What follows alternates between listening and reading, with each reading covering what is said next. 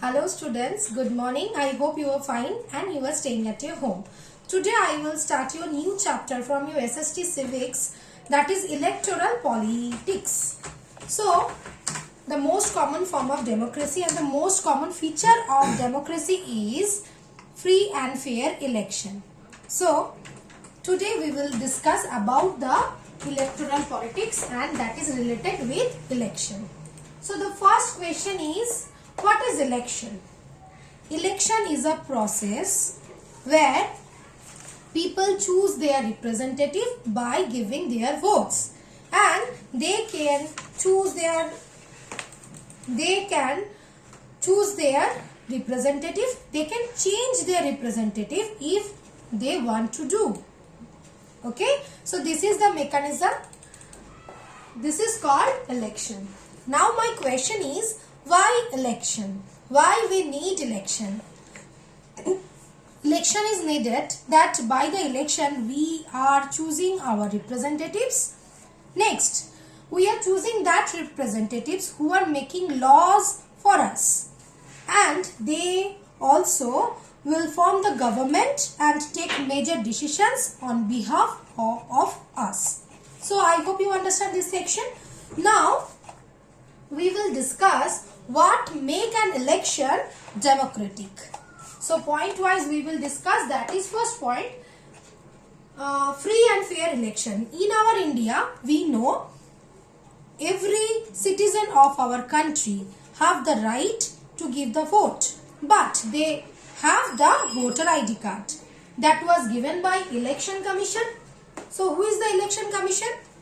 The free and fair election conducted by a independent commission, that is called Election Commission.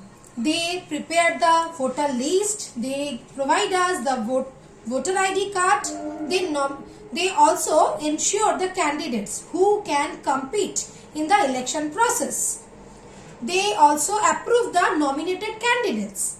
So Election Commission has a vital role in our country and it is totally independent. Now the popular participation.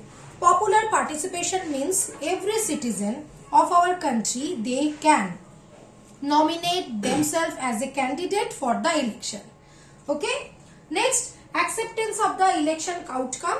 After giving the votes are counted, voting polls are ready, and the majority will win the votes. So everyone should be able to choose. That means every vote has the equal value. He or she is male or female, poor or rich, that is not the matter. Their religion is not matter. Every person have rights to give the vote, and every vote, one vote obviously, and every vote is equal valued. Now we will move to the next point, that is it is good to have the political competition. Obviously without the competition there is no point for the election, is not it? If there is no competition, how can we choose our representative from the many options? We don't have the options. Next, that is, but sometimes we can see there are ugly competitions, agitation between the political leaders. Electoral competitions has many demerits. What are the demerits? It creates a sense of disunity and factionalism in every locality.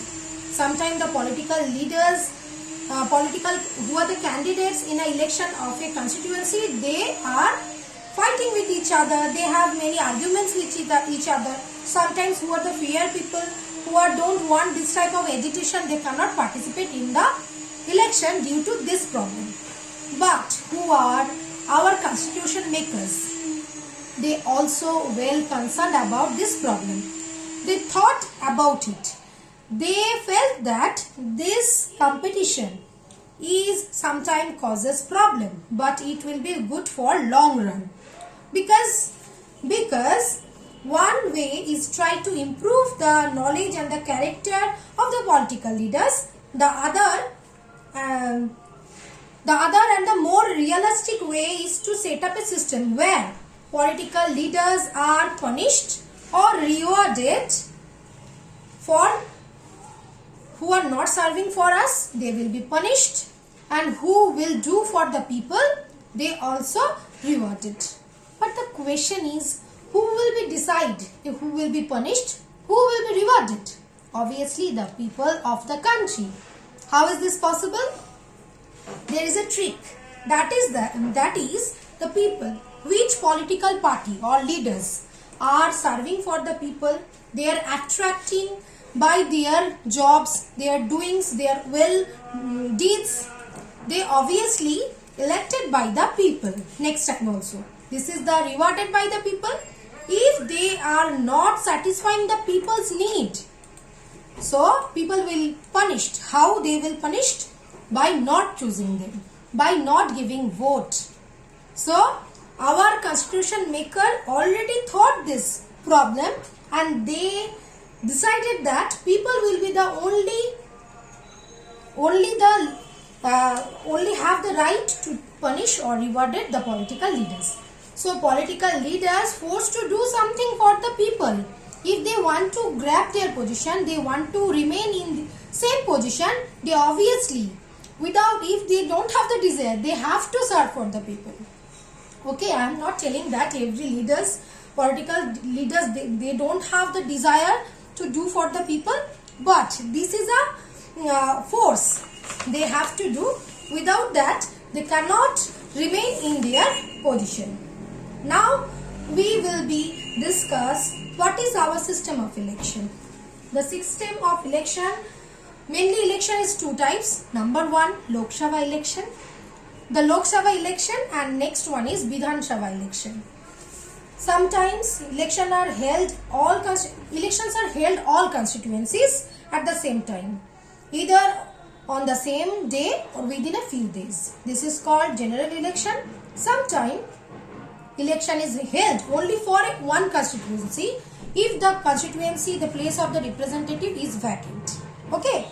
Now we will discuss what is electoral constituency. For the country, for the election purpose, country is divided into few political areas for purpose of election. This is called election constituencies. Look at the picture.